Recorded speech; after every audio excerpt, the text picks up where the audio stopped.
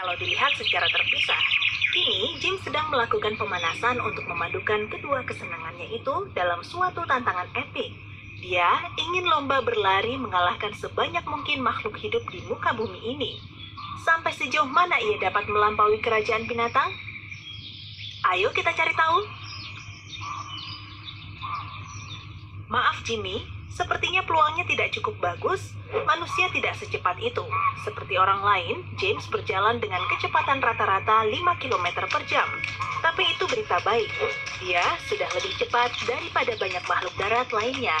Misalnya, serangga dan kutu-kutu lain yang kecepatannya relatif untuk ukurannya yang kecil. Teman kita yang kompetitif ini dapat mengalahkan hampir semua hewan-hewan ini dengan mudah. Sungguh, bahkan lipan, monster kecil itu bergerak dengan kecepatan yang luar biasa mengerikan. Binatang lain yang ukurannya serupa dengan manusia, seperti kungkang, koala, dan kura-kura raksasa, juga tertinggal jauh.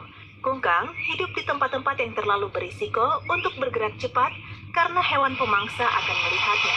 Maka hewan ini bergerak lambat pada kecepatan 0,2 km per jam. Dan kura-kura raksasa berjalan pada kecepatan maksimal 0,5 km per jam. Tetapi semua hewan tadi adalah jenis hewan yang paling lambat di planet kita. Jadi akhirnya kini waktunya Jimbo memakai sepatu larinya. James benar-benar fit dan dia sudah lama sekali mempersiapkan diri untuk menghadapi hari ini.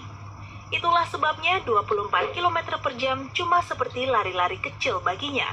Meski ini adalah kecepatan rata-rata orang lain berlari, tapi ini cukup bagus, karena dengan kecepatan ini kita dapat mengalahkan semua hama seperti tikus, laba-laba, dan ular di dunia ini.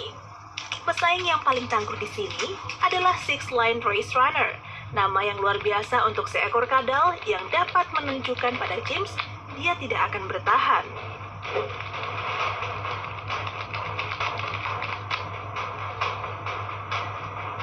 Bergegaslah kawan.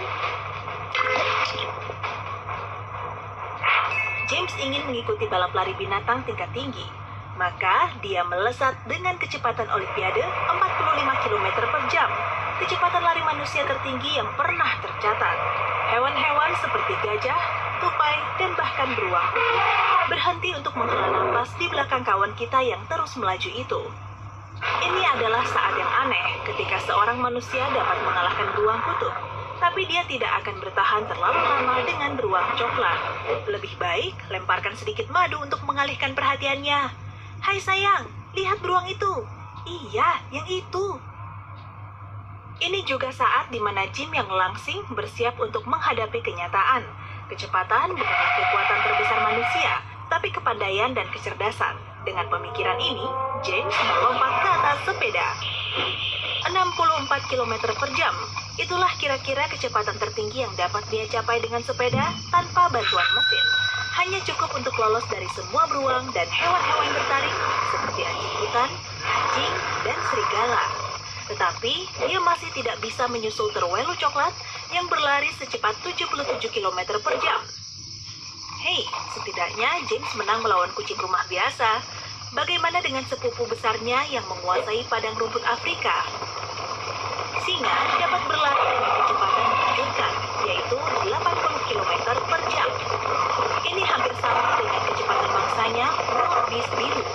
Harimau bahkan memiliki kecepatan lebih tinggi, 96 km per jam. Dan tentu saja sang jawara dengan kecepatan tertinggi di planet ini, cheetah. Berlari melalui padang rumput secepat 120 km per jam penting bagi hewan pemangsa ini sebagai pemburu kijang tanduk bercabang. Kecepatan lari makhluk bertanduk ini mengalahkan singa. Untuk menandingi kecepatan cheetah, James tidak bisa mengandalkan kekuatan dan daya tahan tubuhnya saja. Kali ini dia melompat ke dalam mobil. Tak perlu mobil yang terlalu bagus dan cepat. Sedan biasa dapat mengatasi kecepatan jalan raya tanpa kesulitan. Tapi manusia telah menemukan mesin-mesin mobil yang tak terkalahkan. Mobil balap tangguh dan juga mobil jet mampu menembus hambatan suara dengan kecepatan tertinggi 1231 km per jam. Kurasa